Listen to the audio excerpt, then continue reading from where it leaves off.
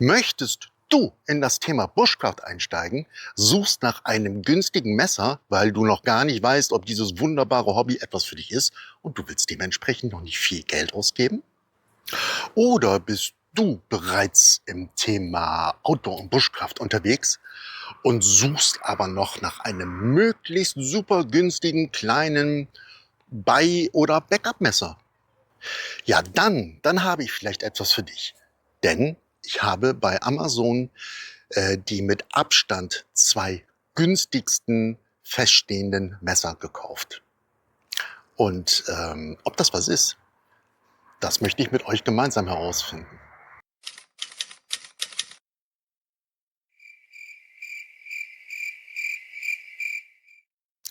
Aloha, hi und ein herzliches Willkommen hier auf meinem kleinen rumpeligen Bushcraft- und Outdoor-Kanal Fiesebusch. Schön, dass du wieder mit dabei bist. Also, wie eingangs erwähnt, es geht heute um das Thema billig, billiger, am billigsten.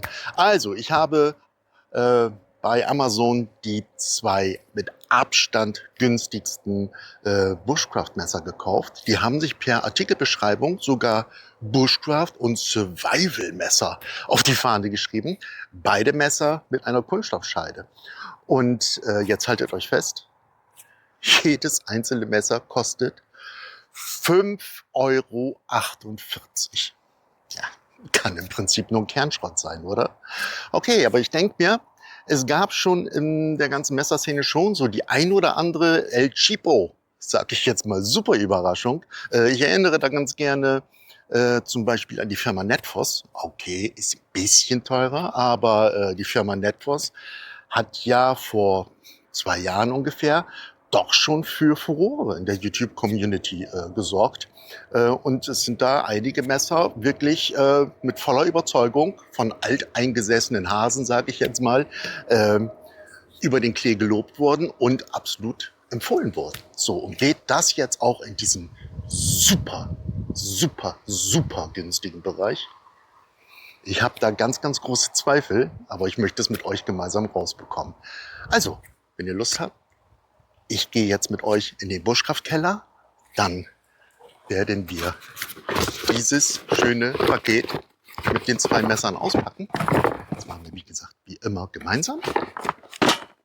Und dann gucken wir mal, was uns da erwartet. Ich ahne Schlimmes, aber bin auch ein bisschen neugierig. Du auch? Okay, runter geht's.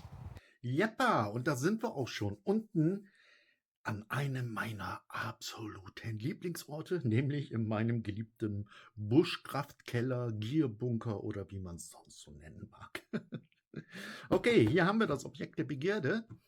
Und ich freue mich, dass du mit runtergekommen bist in meinen Keller und dass du ein bisschen neugierig bist. Und um die Neugierde noch ein bisschen zu steigern, bevor wir das Paket jetzt öffnen, jetzt erstmal 2 Produktfotos, was uns angeblich hier drin erwartet. Also erstmal Bild 1. Ja, ja, also die Klingenform, ja, ich weiß es nicht so richtig. Also spricht mich jetzt nicht unbedingt an, finde ich ein bisschen außergewöhnlich, ein bisschen merkwürdig, weiß auch gar nicht, wie man die nennen mag. Aber okay, wir lassen uns, wie gesagt, überraschen. Und hier das Bild 2.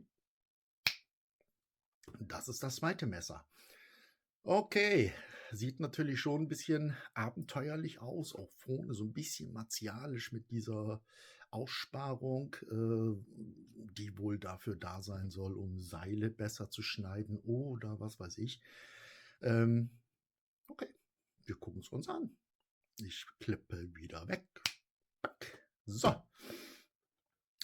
ihr habt gesehen in den beiden Bildern, wie ich schon angekündigt habe, es handelt sich hier angeblich um Bushcraft-Messer, Survival, Outdoor und Camping. Gut, wir schauen jetzt endlich, was uns hier geliefert wurde. Ach ja, natürlich.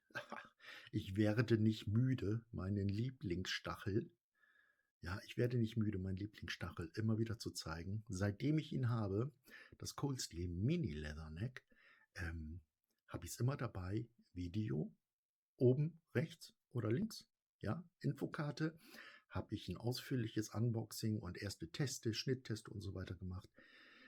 Ich liebe es wie am ersten Tag. Ja, so, okay. Dann gucken wir mal. Wie kann man so einen Aufriss machen für ein Messer? Für 2 Messer, die jeweils 5,48 € kosten. Das ist schon ein bisschen gaga, oder? Aber ich bin gespannt und habe Lust drauf. Gut. Keine Ahnung, welches jetzt welches ist. Wir werden uns überraschen lassen. Also, ganz schön ordentlich verpackt hier.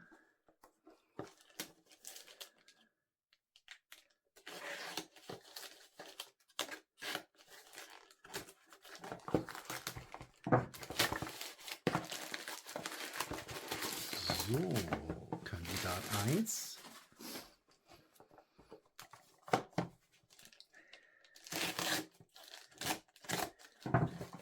Kandidat 2.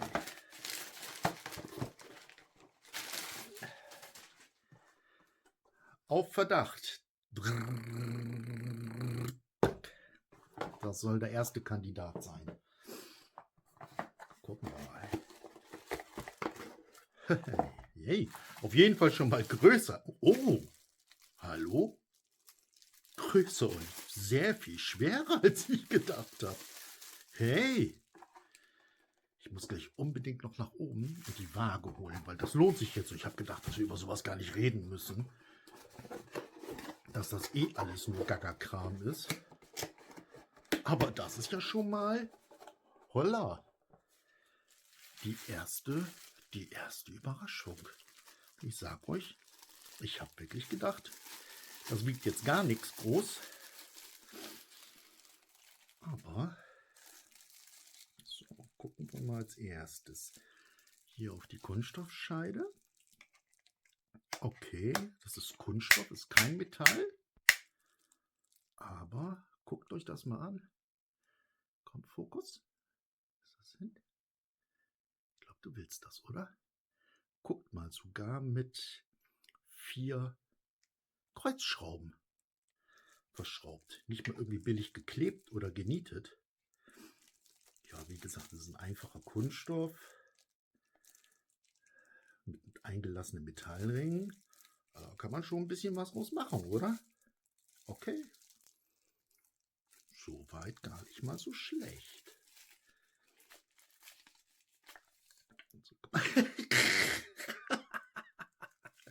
Ja, es ist auch tatsächlich das erste Produktbild. War Glück. Ich sag ja, sehr, sehr merkwürdige Klingenform. Wir schauen mal. Wir schauen. Oh, okay. Hey, hey. Okay. Das macht gar nicht mal so einen schlechten Eindruck auf den ersten Blick. Ich möchte auch mal was Grundlegendes sagen. Ne? Ich bin schon sehr begeisterungsfähig, gar keine Frage. Aber ihr könnt euch aber auch darauf verlassen, wenn irgendwas sich gleich von Anfang an blöd anfühlt oder für mich überhaupt keinen Sinn macht oder es einfach für mich Rotze ist, ja, um das mal ganz direkt zu sagen. Ich schwöre euch, dann sag ich es auch. Hier habe ich habe nicht mit einem Gummigriff gerechnet. Denn wenn ihr euch das Bild anguckt, ich dachte jetzt wirklich, dass das so ein ganz billiger Kunststoff-Spritzguss ist. Aber der Griff, okay, komm. Ich habe euch ja schon mal gesagt oder mehrfach gesagt, dass ich sehr, sehr haptisch unterwegs bin. Boah, ganz ehrlich, wirklich ehrlich, der fühlt sich richtig gut an. Ah, okay, hier unten beim ganz fest zudrücken, seht ihr hier an den Fingern, seht ihr die kleinen Rillen? Okay, ich habe Pussyhände, Ich glaube, jetzt sieht man es gleich noch besser. Ich habe jetzt noch so ein paar Mal zugedrückt und jetzt achtet mal auf die Innenseite der Finger. Da. Das sind keine Falten. Ja, da seht ihr das, da. Okay. Aber trotzdem fühlt es sich gut an. Fühlt sich gut an. Was ich auch nicht erwartet hätte, man konnte es zwar auf den Produktbildern sehen, dass wir hier sogar das Lanyardloch ist sogar eingefasst. In dem Lanyardloch ist sogar ein Metallröhrchen eingefasst. Finde ich auch schon, ja, ein bisschen sexy. Finde ich schon ganz cool. Hallo, 5,48 €. Klingenstärke kommen wir gleich zu. Habe ich jetzt auch gedacht, dass das weniger ist. Na, ihr könnt das jetzt mal nur so abschätzen. Aber das werden wir gleich messen. Okay. Also, kann man das als Fingerscheul? Nee, das ist zu gefährlich. Kriegt man da Druck aufs Holz mit dieser merkwürdigen Klingenform? Weiß jemand, wie man so eine Klingenform nennt? Oder gibt es da überhaupt einen Namen für? Bitte, bitte schreibt es mir unbedingt in die Kommentare. Okay, so, jetzt mal gucken. Oh, okay. So, mal Fingernageltest mal. Hey.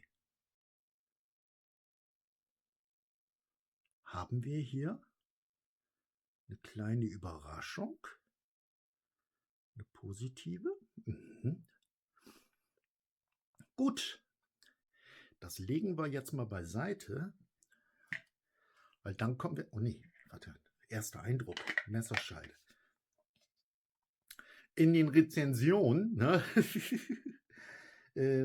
Ja, stand wirklich drin, es klappert und es ist Kacke. Ja, es klappert. Ja, natürlich klappert es. Und mal ganz ehrlich, Hand aufs Herz. Wirklich, Hand aufs Herz. Ich will jetzt hier nicht irgendwie eine super Partei ergreifen für diesen El Chipo hier.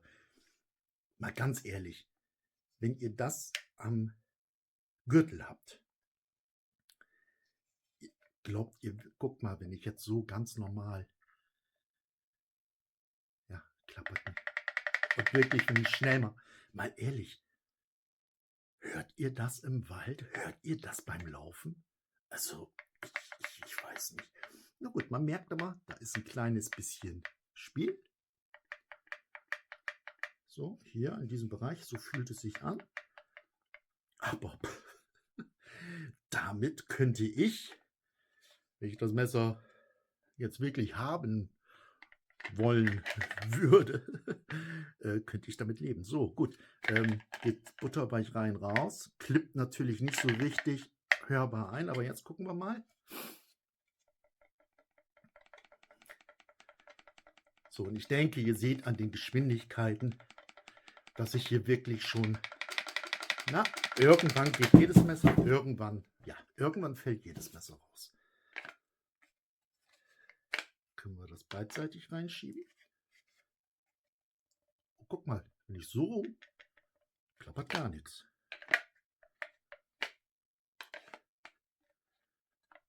Okay, also ist doch auch schon mal gar nicht so schlecht, wenn wir da mal reingucken. Ich gucke da mal rein. Es ist im Prinzip egal, wie rum ihr es einsteckt. Das sind Sachen, die ich zum Beispiel am Gerber Strong Arm wahnsinnig liebe. Völlig egal. Und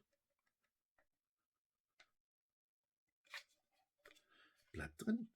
Also, holla! Hätte ich jetzt wirklich nicht gedacht. Ich flitze jetzt ganz schnell nach oben, weil das Gewicht ist das, was mich jetzt am meisten flasht. Und auch die Schärfe finde ich auch. Und der Griff ist schon nicht so schlecht. Ich flitze mal eben ganz, ganz schnell nach oben und hole die Waage, weil das will ich einfach wissen. Okay, bis gleich. Jo, Waage ist am Start.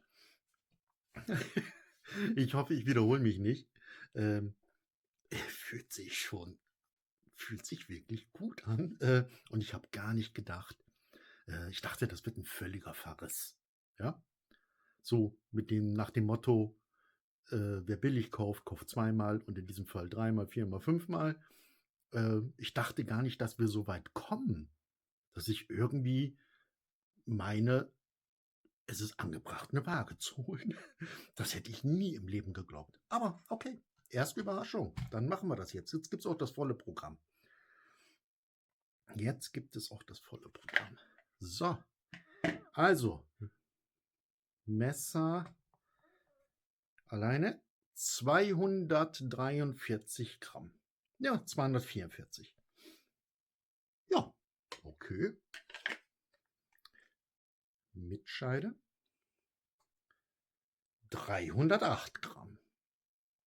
Das ist doch ich denke mal, ein angenehmes Gewicht. Ne, ist jetzt nicht total leichtgewichtig, ist aber jetzt auch nicht zu schwer und ist einfach so ein Mittelding. Eigentlich cool, finde ich. Jo, okay, gehen wir weiter. Gucken wir mal nach der Klingenlänge. Das sollte definitiv, vielleicht auch wieder ein kleiner Vorteil für den einen oder anderen. Es sollte definitiv 42a-konform sein. Und das ist es nicht. Hätte ich jetzt nicht geglaubt.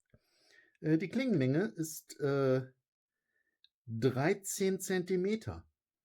Und bei der Klingenlänge für die Gesetzesauslegung ist es vollkommen egal. Da wird jetzt nicht nur die Schneide, also der geschliffene Bereich gerechnet, sondern es geht um die Klingenlänge. Und die ist nun mal leider Gottes am längsten Teil genau exakt 13 mm. Mich stört es jetzt überhaupt nicht. Aber darüber wollen wir jetzt auch keine Diskussion übers Knie brechen. Was ich hier optisch schon schön finde, ist hier vorne nochmal dieser Teil. Aber welcher Gedanke mich überhaupt nicht loslässt, was ist das für eine Klingenform? Ist das die Klingenform Banane?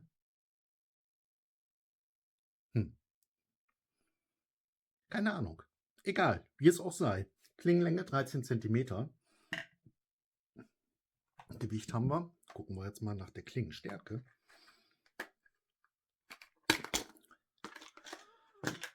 Klingenstärke ist nicht unwichtig. Ganz im Gegenteil, immer eine der interessanten. Jetzt sag nicht, dass meine Batterie leer ist. Och Leute, nee, ne? Das ist doch nicht wahr. Ihr habt den jetzt 203 Mal benutzt. Die Batterie ist leer. Okay, ich habe noch eine Ersatzbatterie. Ich wechsle. Komme gleich wieder. Bis gleich. So, Mörder-Fail. Aber das konnte ich jetzt wirklich nicht ahnen. Juppdi. Okay, ich habe eine Ersatzbatterie. Wir stellen auf 0. Okay, seht ihr? Da kommt Fokus. Zeigst du das hier? Sehr schön. Dann gucken wir mal. 3,9. Also sind wir ein bisschen großzügig. Geben wir ein Hundertstel zu. 4 mm. Da haben wir sogar 4 mm. Gucken wir mal vorne in der Spitze. Haben wir noch. Wollen wir ein bisschen genau messen. Haben wir immer noch rund 2 mm. 1,9. Das ist doch okay. Denke ich, das ist doch okay, oder? Oder was würdet ihr sagen? Kommen wir jetzt mal zu dem ersten kleinen spannenden Test. Wie ist die Auslieferungsschärfe? Taugt die überhaupt was? Handelsüblicher College-Block.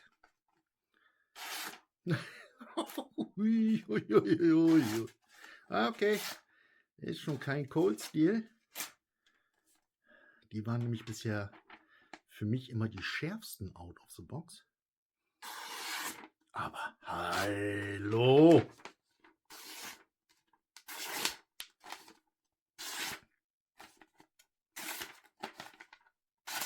Ja, falscher Winkel.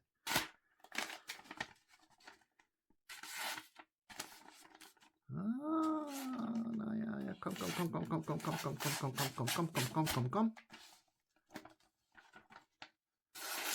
Das ist für mich auf jeden Fall sehr viel. Hier ist der Bereich, der am schärfsten ist, glaube ich. Na. Hey, hier warst du doch so schön. Warum willst du nicht mehr? Stelle ich mich zu doof an?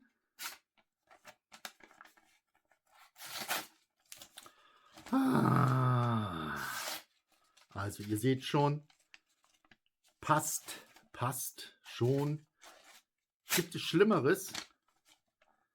Aber ich glaube, da wirst du nur zweimal über ein CC4, über ein Fellkniefen, so per Hand einfach nur, oder vielleicht nur einmal übers Leder. Dann reicht das schon. Auf jeden Fall, ihr seht, da geht was.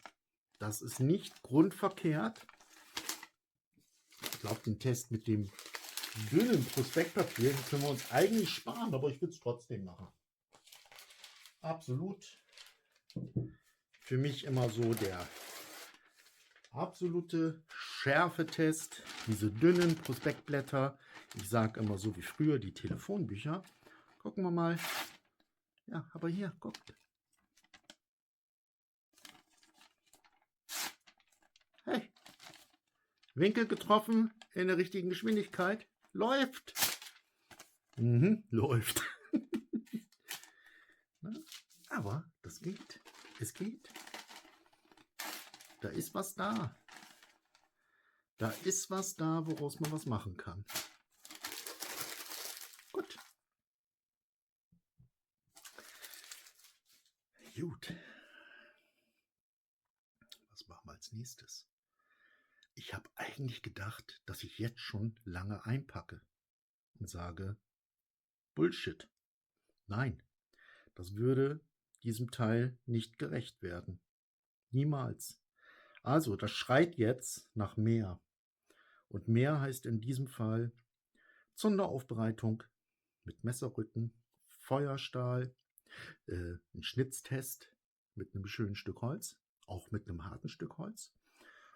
Ja, wie gesagt, Sonderaufbereitung, Feuerstahl. Und das schreit auch tatsächlich nach den kleineren Batonierarbeiten. Definitiv. Ja, alles andere, muss ich ganz ehrlich sagen, wäre ich oder hätte ich völliges Verständnis, wenn dieses El Cheapo stinksauer auf mich wäre. Und dann sagen würde, Alter, du hast mich doch gar nicht richtig getestet. Also, ich suche ein bisschen Zeug zusammen und dann sehen wir uns gleich. Guti, fangen wir erstmal an zu schnitzen. Das ist von meiner großen, dicken, fetten XXL Buchenhecke vom vorletzten Beschnitt. Ein Ast. Gucken wir mal. Also, sehr hart. Okay. Na gut, okay. Da ist aber auch ein Ast. Aber na gut, das normalerweise. Nee, okay. Das enttäuscht mich jetzt ein bisschen. Muss ich ganz klar sagen. Also, okay. Schneidteufel. So am etwas problematischeren Holz. Das ist es nicht. Wenn du keinen Ast hast, ja, dann geht's. Aber guck mal hier auch die einfach nur mal so ein bisschen die Rinde abschneiden oder so, ne? Ihr seht ja auch selbst, da fliegt nichts weg. Nein, das ist schlecht, möchte ich mal. Ist es jetzt schlecht? Weil das ist wirklich knüppelhart, ne? Das Zeug hier. Ist das jetzt wirklich schlecht?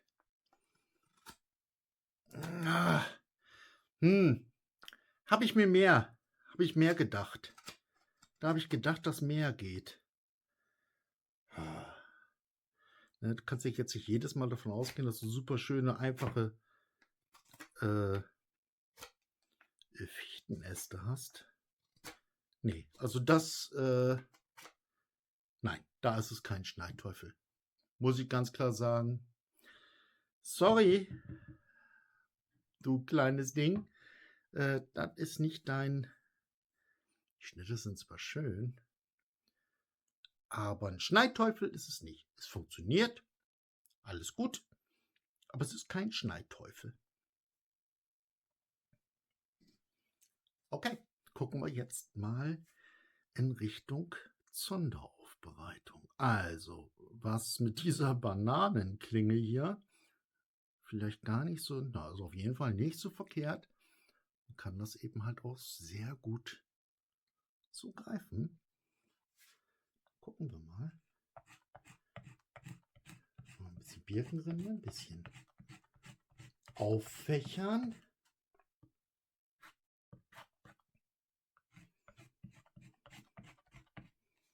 Gut.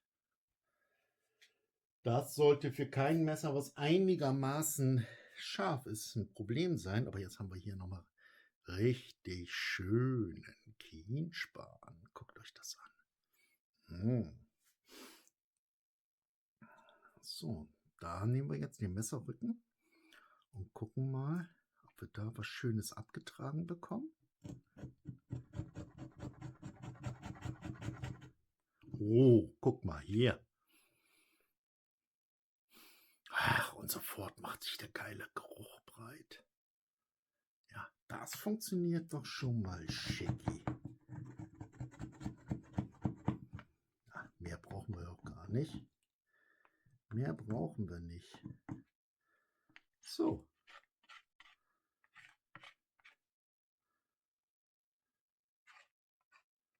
Okay. Oh, es duftet. Es duftet so schön. Ah, und jetzt habe ich Dulli natürlich den Feuerstahl nicht parat. Okay, den hole ich mal eben schnell. Gut, weiter geht's. Feuerstahl. Haben wir das alles so ein bisschen drauf auf der Kamera? Ich glaube ja.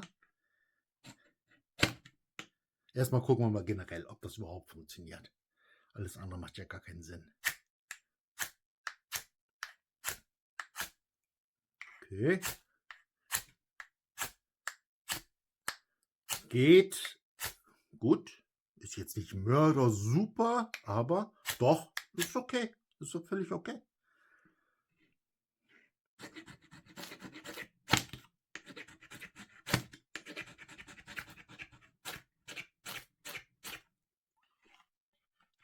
Na, komm.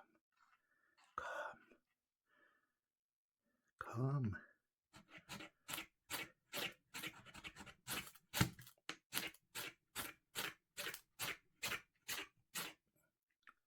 Okay, nee. Okay. Läuft, würde ich sagen. Läuft. Noch mal ein anderes Stück hier schnappen. Super. Okay, prima. Funktioniert. Haken dran. Top. Na, top. Es geht. Es geht, es geht, es geht, es geht. Vielleicht auch mit ein bisschen Training wird es mit Sicherheit besser gehen. Aber läuft. Bam. Okay, probieren wir mal ein bisschen Feathersticking. Mal gucken. Oh, hallo? Ja, aber schon. Es geht. Okay.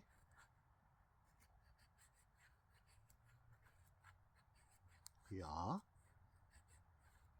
Schön die ganze Klinge mitnehmen. Da passt das tatsächlich hier mit dieser Bananenform. Ja. Das geht. Es geht. Wir uns nicht beschweren, aber so richtig super geht es jetzt noch nicht. Denke mal, einmal nachschärfen. Aber ich denke mal, trotzdem, dass ich das sehen lassen kann, oder? Sagen wir es mal so, es funktioniert. Definitiv. Bam. Gut, kommen wir jetzt zum Thema Batonieren. Mit der Klingenstärke, und wie gesagt, das fühlt sich ja auch sonst sehr robust an, sollte das eigentlich funktionieren. Gucken wir mal. Ich bin ja nicht der Riesenfreund vom Batonieren. Ich weiß aber, dass das für viele von euch eine große Rolle spielt. Dementsprechend machen wir das auch. Selbstverständlich machen wir damit jetzt keinen Unsinn, dass wir dicke, fette Klopper hier probieren zu spalten. Aber ich sag's mal so, Hoboholz. Holz für den Hobokocher. So, und da möchte ich jetzt dem Messerchen hier aber nichts schenken. Das sieht jetzt unscheinbar aus, aber glaubt's mir, guck mal hier auch den Ast. Es ist ein ekelhaftes Stück Holz. Es ist nämlich Obstholzbirne, schon 2 Jahre gelagert, richtig schön durchgetrocknet, ist auch richtig schwer. Und daran werden wir jetzt das Messer testen. Okay, so von der Größe her passt das alles gut. Aber schauen wir mal. Okay, guckt mal hier, Spaltwirkung. Seht ihr hier? Das ist schon nicht so schlecht, oder? Gucken wir weiter.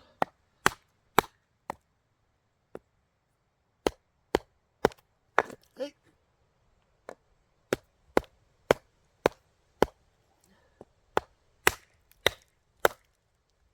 Probieren wir auch mal ein bisschen auf den Griff sanft. Ja.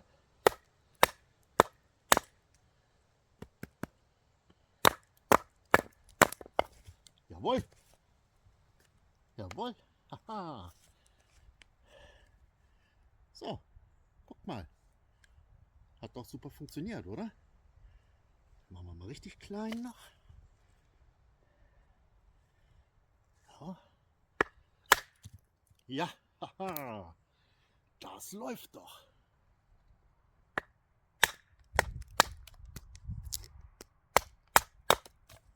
Also, kann man jetzt ja nun wirklich sich nicht beschweren.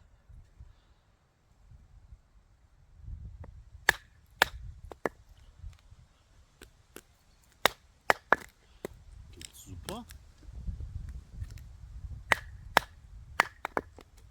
Jetzt kommen wir zu dem Teil, wo der Ast ist. Ja, da, guck, da ist der Ast. Ich würde sagen, der Test läuft. Gut, wenn ich jetzt schon mal draußen bin und der erste Teil so gut geklappt hat, dann wollen wir noch mal eine kleine Herausforderung oder eine große Herausforderung starten. Weidenholz, wie ihr seht, Fasern sind schon ein bisschen verdreht, ist also gar nicht so ein ganz easy Holz. Wäre jetzt auch schon so am Maximum der Holzstärke. Okay, gucken wir mal.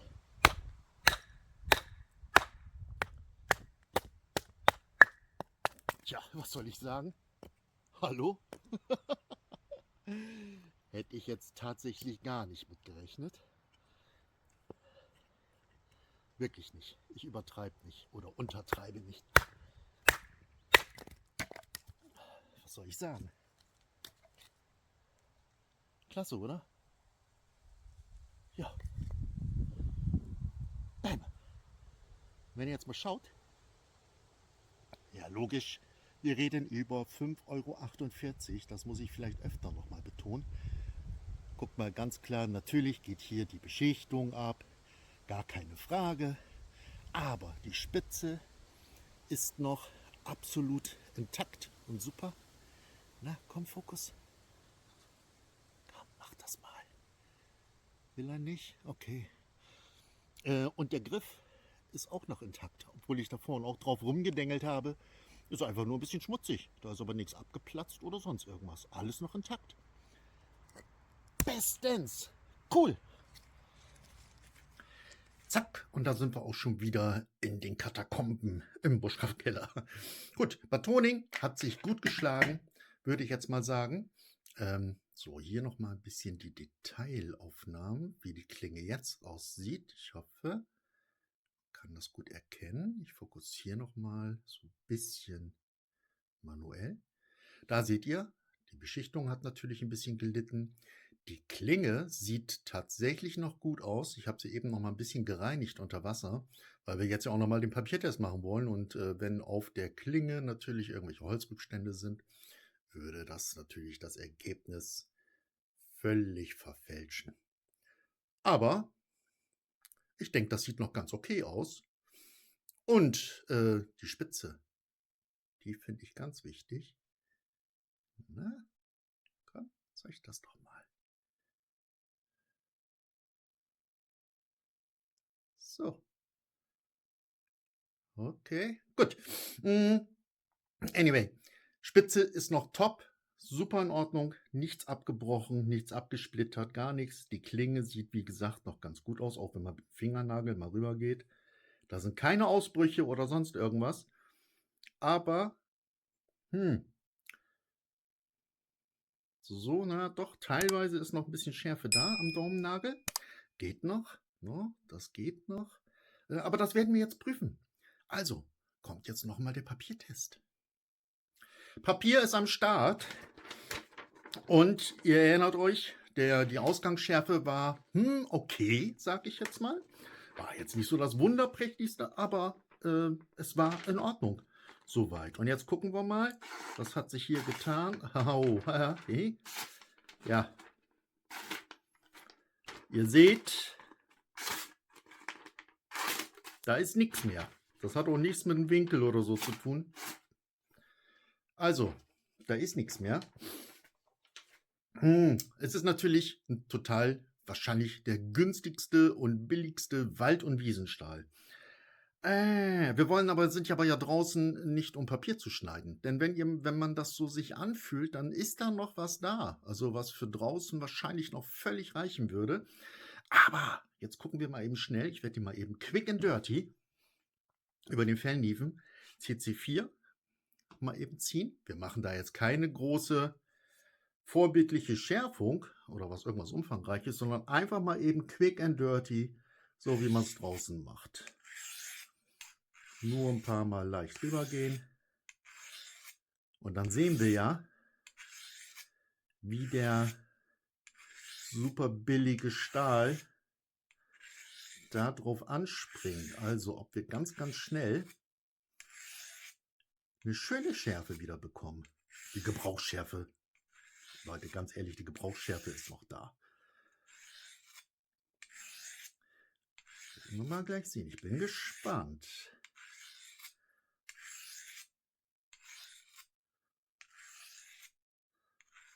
So. Das soll reichen. Jetzt ein bisschen über die Keramikseite.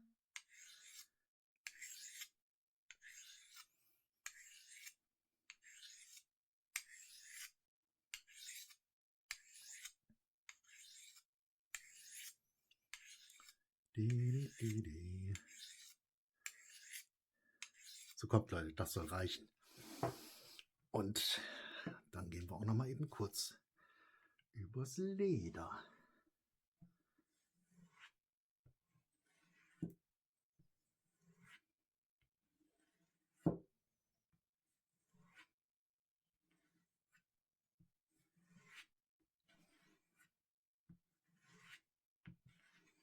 Gut, das soll es auch gewesen sein. Gut, und jetzt gucken wir. Hat sich was getan?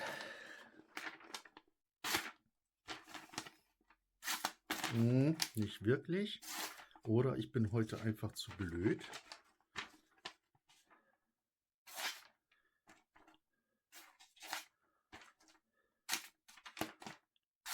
Nee. Also. Oh, okay. Hallo? Nee. Das war. Okay. Hier. Geht. Hier vorne im Bereich, glaube ich, ganz gut. Gucken wir nochmal. Nee. Papiertest. Aber ganz ehrlich, es ist nach wie vor Schärfe da. Ne, es ist Schärfe da. Guckt. Ne? Schneidteufel ist es eh nicht. aber ihr seht, es geht. Ja, ich sauge mir mal ein bisschen den Tisch hier ein. Gut, also, lange Rede, kurzer Sinn. Schnitthaltigkeit, nicht der große Knaller. Ich bin aber fest davon überzeugt, wenn man sich jetzt mit dem Nachschärfen wirklich ein bisschen Mühe und ein bisschen Zeit auch nimmt, dann bekommt man das Messer innerhalb von, ich sag jetzt mal 3 bis 5 Minuten, bekommt man es wieder so fit, dass man damit auch das Papier wieder gut schneiden kann. Aber wie gesagt, Leute, wir sind ja nicht im Busch, um Papier zu schneiden. Okay, Endfazit ganz, ganz am Ende, denn jetzt wartet noch das Messer 2 auf uns. Ich sag trotzdem schon mal zwischendurch, ich bin, sagen wir es so, positiv überrascht. Positiv überrascht für 5,48 €, was man da bekommt. Okay, und jetzt geht's zum zweiten Messer und da bin ich richtig neugierig drauf. Also, wir sehen uns gleich sofort wieder. Herzlich willkommen jetzt zum zweiten Teil des Videos. Das zweite Messer. Und zur Erinnerung, ein kurzes Bild, was uns hier jetzt gleich erwartet. Ihr seht schon da, die merkwürdige Klinge, habe ich schon ganz am Anfang einmal gesagt. Okay, aber ihr kennt das jetzt ja auch schon. Also, ich will es jetzt auspacken. Bild weg. Gut. So, da.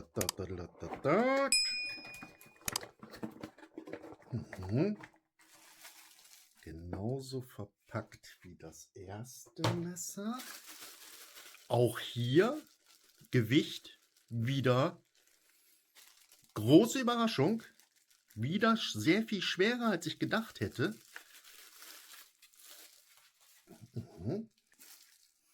Messerscheide identisch mit der anderen. Völlig identisch. Hier auch wieder der Kunststoffclip.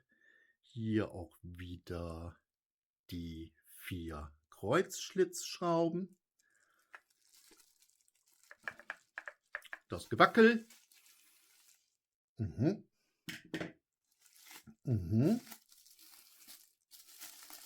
Schön eingepackt.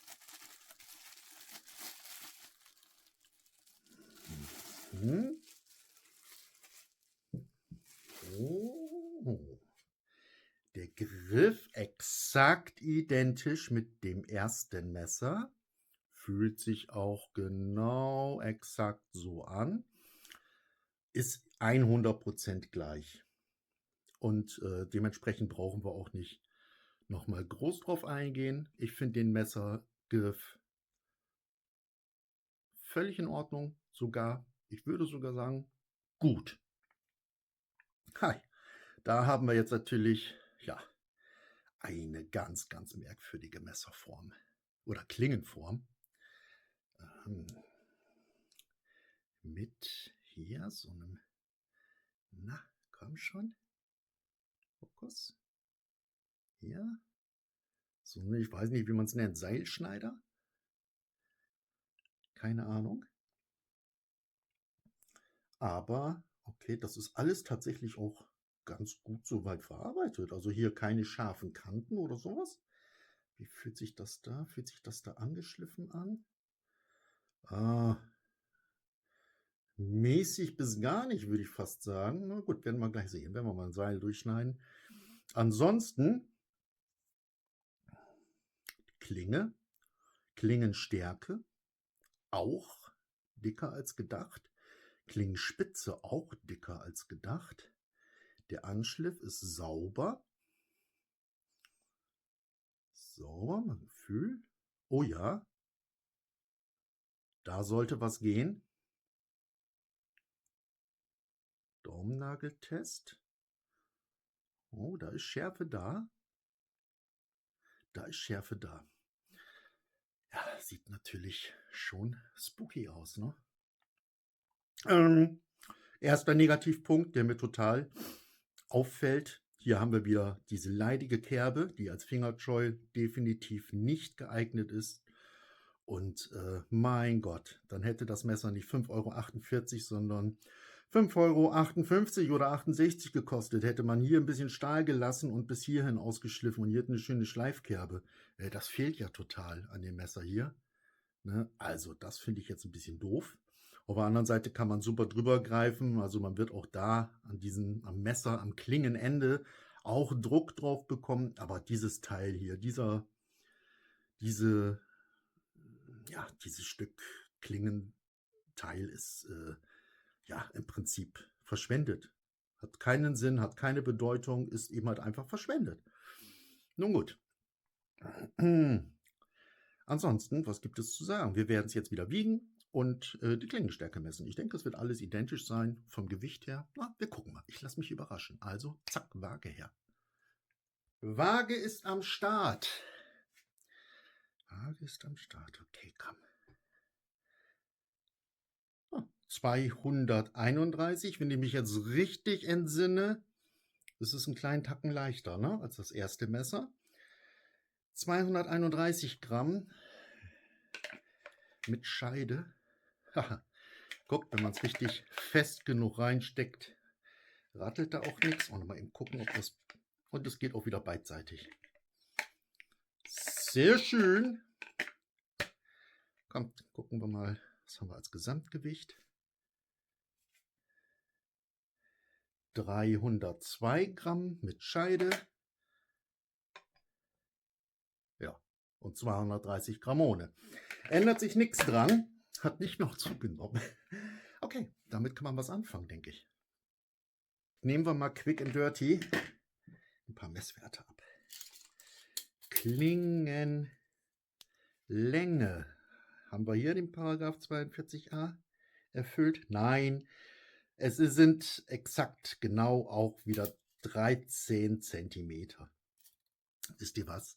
Das ist alles im Prinzip genau das. Na, obwohl, nee, die Klingenform ist doch schon anders. Doch. Ich dachte jetzt eigentlich, mein Gedanke war, das hat alles dieselben Rohlänge, das wird auch so sein.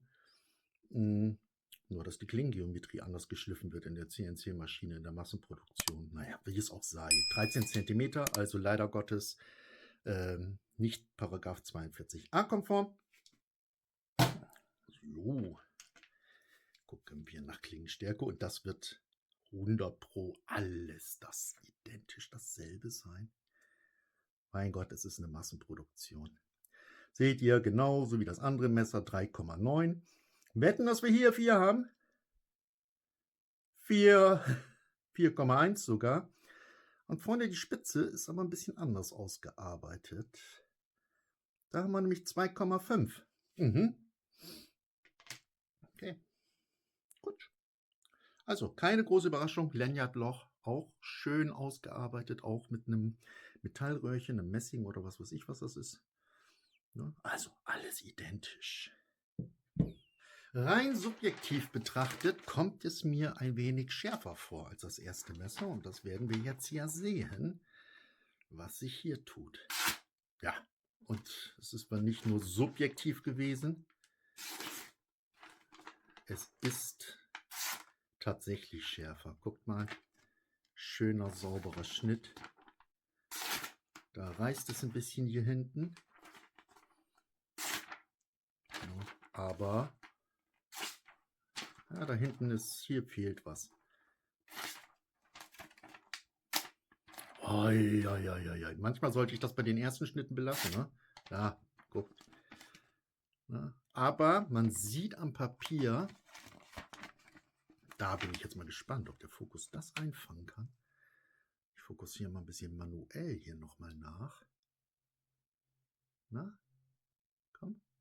Seht ihr da schon so kleine, aber feine, so kleine Mini-Ausrisse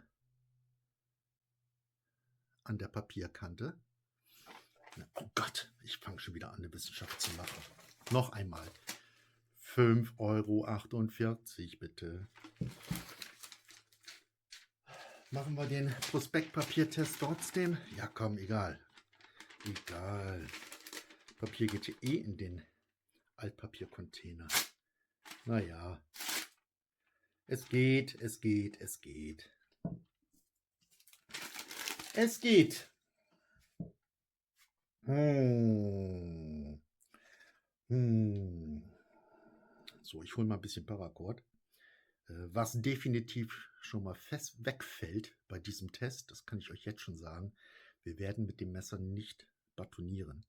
Denn hier vorne ist doch ganz klar, mein Gott, das ist doch ganz klar, dass das eine Sollbruchstelle ist. Ne? Wenn wir hier vorne mit einem Knüppel draufkloppen und haben dann so ein Stück Birnenholz, ja, ein bisschen was Härteres, ne, das ist doch die Gefahr viel zu groß, dass da was abbricht. So, auf der anderen Seite, was man trotzdem machen kann für den Hobo, ne, wie gesagt, das ist dann ein Beimesser eben halt, denke ich.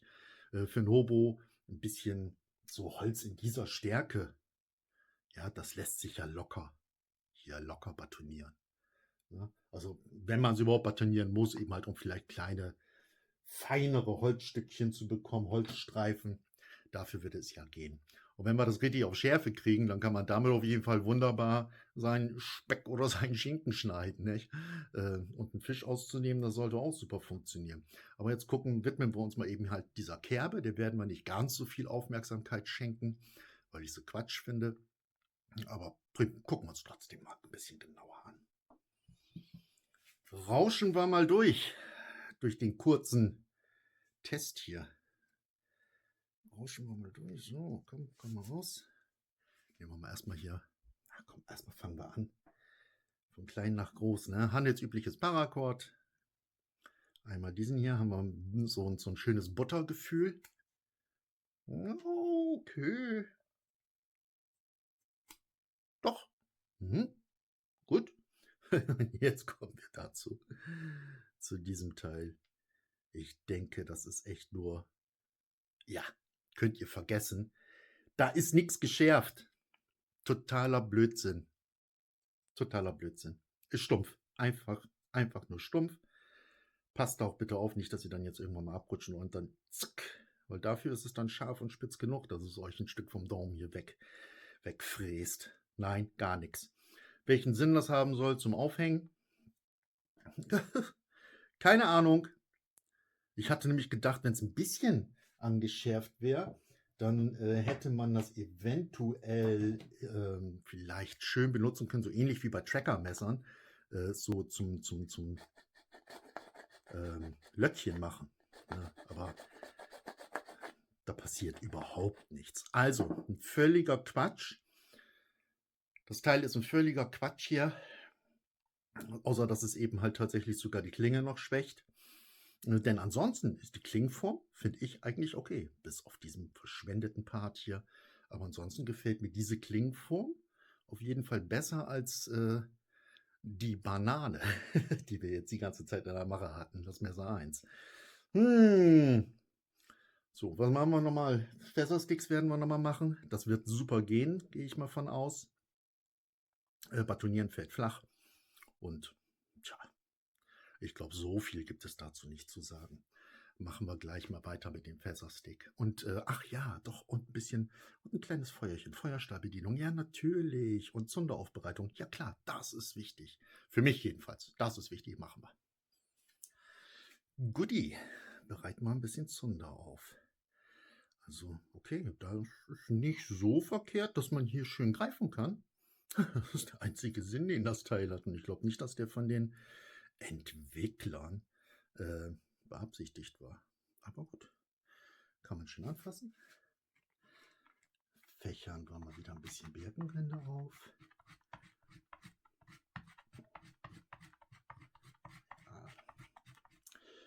Keine Wissenschaft geht mit jedem halbwegs gescheiten Messer.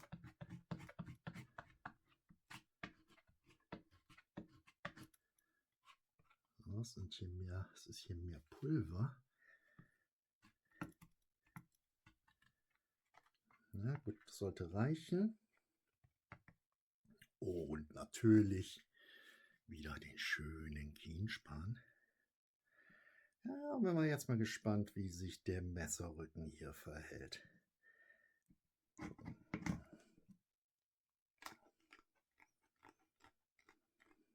Ja, guckt. Kampffokus. läuft. Sehr schön, lässt sich sehr schön. Oh, und wie schon beim ersten Messer, bitte entdeckt doch irgendwann mal YouTube-Geruch. Ach nee, das will ich doch nicht. Ich will doch kein keine Geruchsoption haben. Dafür gucke ich zu viele andere Videos, wo mir wahrscheinlich dann schlecht wird.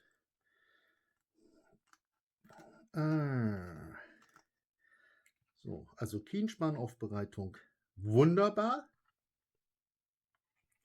Zunderaufbereitung allgemein prima.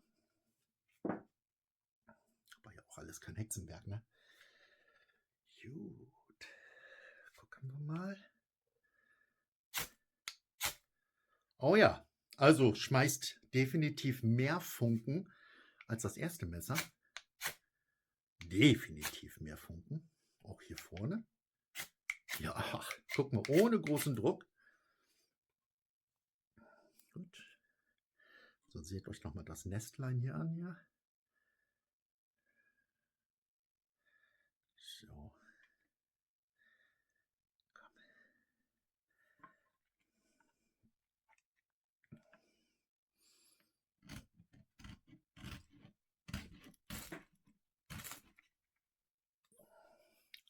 Voila.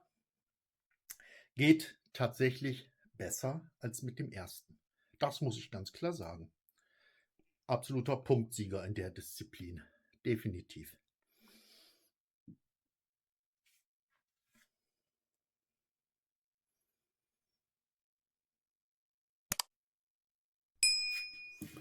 Bevor ich es vergesse, werden wir jetzt noch mal gucken, ob wir hier ein paar schöne Feathersticks hinbekommen und ob das besser geht als mit dem anderen. Ah ja, okay. Das schneidet also definitiv besser als das erste. Als die, ich nenne sie jetzt mal einfach Bananenklinge.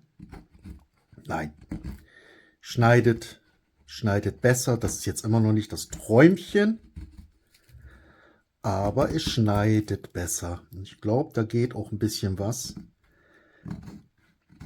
in Richtung Nachschärfen oder mal eine vernünftige, anständige Grundschärfe mal verpassen. Aber sogar so out of the box geht das definitiv. Ich wiederhole mich, aber es geht sehr viel besser. Da ist das Teil auch ein klarer Punktsieger. Gut gemacht. Da unsinniges Batonieren, wie ich schon mal erwähnte, in diesem Fall wegfällt, sind wir durch damit. Und es wird jetzt gleich ein Endfazit geben. Und dazu gehen wir 2 Etagen höher in mein Studio. Und weil ich möchte das dann noch mal ein bisschen, ich meine, ich bin jetzt nicht scharf darauf, meine Visage in die Kamera zu halten. Überhaupt nicht. Aber es ist dann vielleicht dann doch ein bisschen persönlicher. Also das Endfazit jetzt gleich folgend.